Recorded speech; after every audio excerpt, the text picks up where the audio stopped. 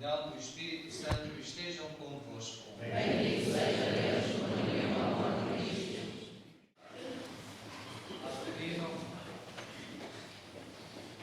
Padre Rino, caros membros do Conselho Económico Paroquial de todos os organismos, cerca de 30, que constituem o tecido eclesial desta paróquia de São Miguel, caríssimos cristãos investidos em autoridade, normalmente a nível da Assembleia e da Junta de Freguesia, caros cristãos em geral e vós, de uma forma muito especial, os que receber o sacramento do Crisma. Os 40 dias da Quaresma são uma reminiscência, uma recordação de um tempo longo, muito especial, que havia nos primórdios da Igreja e que preparava, ao longo de anos, os cristãos adultos que queriam ser cristãos e que chamavam os catecúmenos e que recebiam o batismo no único dia em que a Igreja primitiva o administrava, ao longo do ano, que era na Vigília Pascal, de sábado santo para domingo de Páscoa. Hoje as condições sociais mudaram, batizamos as crianças quase sempre pequenas, nenhum de nós praticamente, a não ser uma pessoa ou outra que fosse batizada mais tarde, mas nenhum de nós se lembra do nosso batismo. Então ficou a reminiscência para que agora, que já somos crescidos, voltemos às fontes da fé e àquela situação que nos fez cristãos. Todo o tempo da Quaresma anda à volta do tema do batismo, todo. E podíamos, grosso modo, de uma forma geral, dividir o tempo da Quaresma em duas partes. Os primeiros 3 domingos, em que se nos falava das condições gerais do que é ser cristão, isto é, o ter recebido o batismo, ser filho de Deus e membro da Igreja. E agora estes domingos, que começou no domingo passado, em que se vão percorrer os grandes símbolos que acontecem no sacramento do batismo. No domingo passado, naquele diálogo entre Jesus e a Samaritana, quando Jesus pede da mulher, dá-me da água, e ela diz: como é que tu, sendo um judeu, me pedes água a mim que sou samaritana? E Jesus vai retorquir: se soubesse quem te pede água, tu mesmo é que te pedirias uma água viva. Refere-se o grande elemento da celebração do batismo, que é exatamente a água. Nas leituras de hoje, aparecem 2 símbolos que também são parte integrante da recepção do sacramento. Um é a unção com o óleo, no peitinho da criança, e outro é a entrega da luz. Vamos ver. A primeira leitura conta-nos um caso da unção do primeiro rei de Israel, aquele que na prática foi o primeiro rei de Israel, David. O Senhor tinha dito ao profeta: vai à casa de fulano de tal, e lá encontrarás aquele jovem que vai ser o rei de todo o meu povo. Segundo a mentalidade da época, o profeta procurou o filho mais velho. O filho mais velho recebia a herança toda, ficava só para ele. Era considerado, portanto, o primogênito mais importante. Os outros contavam menos. E então o último não contava nada. Curiosamente, não foi o primeiro, aquele que aos olhos dos homens seria o mais importante, o escolhido para rei de Israel. Pensou o profeta: bom, se não é o primeiro, é o segundo. Também não era, nem o terceiro, nem muito menos. Era o último, David. Isto mostra já aqui esta capacidade de como a unção do óleo, a pessoa ser elevada desde o último lugar ao primeiro, ao mais importante. Foi a unção no óleo do profeta que fez com que aquele que era considerado aos olhos da sociedade como o menor, era o mais novo, contava muito pouco, fosse exatamente elevado à categoria de rei. Também o batismo faz da simples criatura natural que é a criança um filho de Deus e leva à dignidade mais alta. O outro símbolo, para não demorar muito mais tempo, que nos aparece é relatado no Evangelho, embora de forma indireta, a entrega da luz. Aqui simbolizada na cura daquele cego de nascença. O cego era aquele que não tinha a luz na vista, para usar a expressão que nós dizemos corretamente, e a dado momento Jesus entrega-lhe a luz da visão. E ele passa a poder observar a realidade da vida e do exterior. Consequências do batismo, destes dois símbolos que entram então em todos os sacramentos do batismo, o óleo e a luz. É a segunda leitura que nos refere. Vou-me limitar apenas a referir duas consequências. Em primeiro lugar, o sair das trevas da nossa existência para a luz da vida. Entendemos a metáfora. Se de facto, antes de batizados, nós fomos batizados em crianças, mas pensemos mais nos adultos, não conhecíamos a luz que era Jesus Cristo, agora temos uma bússola e uma linha de orientação. E temos alguém que nos ilumina os caminhos da existência. Não nos deixar conduzir por esta luz é negar o batismo. Porque no batismo entregou-se-nos uma luz. Foi-nos entregue uma luz.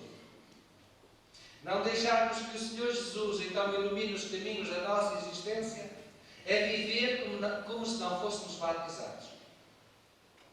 E depois, e é segundo lugar, especifica-se em que consiste então esta luz da existência. Consiste em passar pelas grandes categorias da bondade, da justiça e da verdade. São expressões que aparecem ali na segunda leitura. Sermos bondosos, sabemos em que isto consiste, em ter o coração sensível às necessidades dos outros. Isto aqui é a bondade. O ser justo é também ter no coração impressa a própria lei de Deus e viver com Ele na nossa existência. É que nos faz justos perante Deus.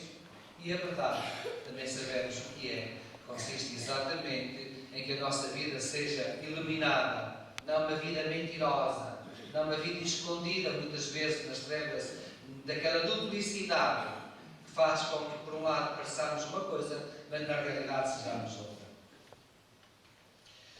Voltemos ao Evangelho, para terminar. Diz-nos que este jovem, curado por Jesus, a quem Jesus deu então a tal luz, entregou a luz, não a luz de uma vela, mas a luz do próprio olhar, a dado momento vai ser motivo de divisão naquela comunidade. Dizem assim, não era este, aquele que estava a pedir? E uns dizem, é ele, mas está curado. E outros dizem, não é ele. Como é que é possível?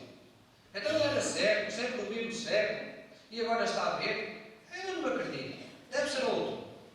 Parece com ele, mas não é ele. E as pessoas começaram a dividir-se. Perante a fé, caros cristãos, ali havia uma intervenção direta de Jesus Cristo. No nosso mundo também há divisões. Não é que seja a fé a fomentar as divisões. Só que aqueles que participamos da fé, muitas vezes não somos bem vistos da parte de um ou do outro que não tem fé.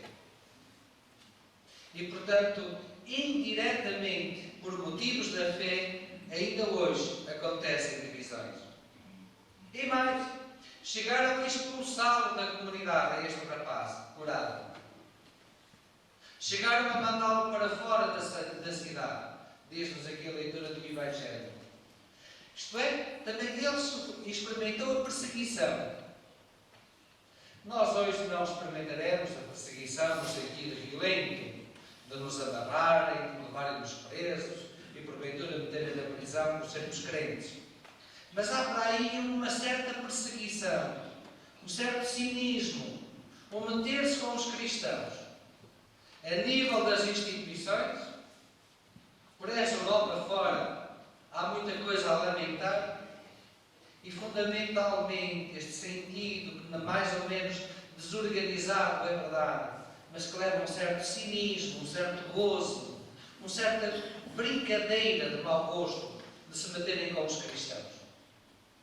Caros jovens que iam receber o sacramento da confirmação, gostava de vos alertar para isto. Dai testemunho de Jesus Cristo, mesmo que algum cinismo depois vos possa atingir da parte de outros que não têm fé. Mesmo que vos gozem e que vos chamem isto e aquilo pelo facto de seres religiosos, não tenhais vergonha de apresentar esta luz recebida no batismo e agora confirmada no sacramento de Cristo.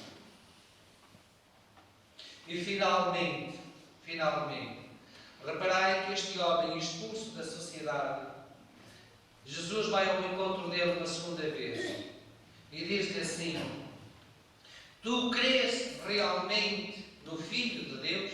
A tua fé é viva? Depois uma pergunta, e é lógico, mas quem é esse Filho de Deus para que eu acredite nele? Responde-lhe Jesus: sou o mesmo que estou a falar contigo. Reação daquele rapaz: deita-se por terra, prostra-se e diz-lhe: Senhor, eu creio.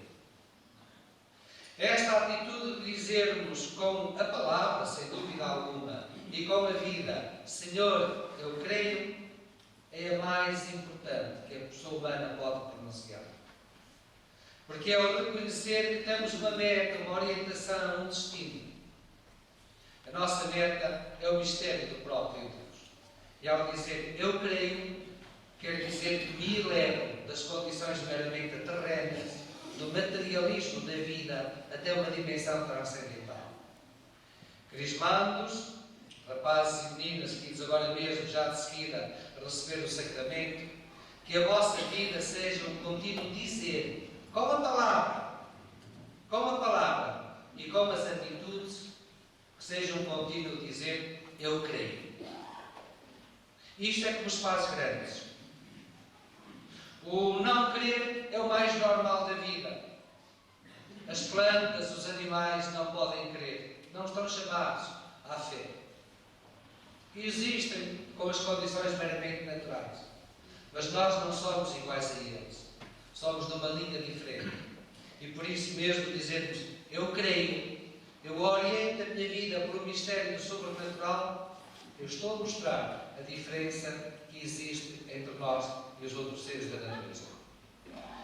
Se mais não ficasse, caros confirmandos, ficaria então na vossa cabeça esta memória viva das palavras que vos dirijo. Ao longo da vossa existência, que esta manifestação da fé, que este eu creio, tome conta da vossa existência e vos oriente para a dimensão de sobrenatureza. Excelentíssimo e reverendíssimo Dom Manuel Linda, nesta fragrância, nesta lembrança, com a fragrância das flores e as palavras soltas e o coração e o povo de Roriz, queremos lhe dizer o nosso muito obrigado pela visita à nossa comunidade, porque um amigo verdadeiro não se encontra em qualquer lugar, não se encontra sempre, não se vê de longe. Um amigo verdadeiro se encontra por ocasião do destino. Um amigo verdadeiro não aparece por acaso, vem sempre por um propósito. No momento em que nós mais precisamos. Um amigo verdadeiro não se aproxima só para dizer um oi sem sentido. Diz um bom dia de coração, desejando profundamente que o dia do outro seja realmente especial. Um amigo verdadeiro sabe o jeito certo e a hora certa de falar. Sabe agradar, sabe aconselhar. É por isso que acredito que um amigo verdadeiro é uma dádiva de Deus. É um presente, enviado para a nossa completa felicidade. E por isso que Roriz está muito agradecido ao Dom Manuel. Obrigada por ser assim, tão essencial, indispensável em nossas vidas. Sua vida é um propósito de Nosso Senhor, para nos encher de brilho, para nos encher de coragem, para nos encher de esperança, para nos encher de amor de Deus. Obrigado, Dom Manuel Linda. Obrigada.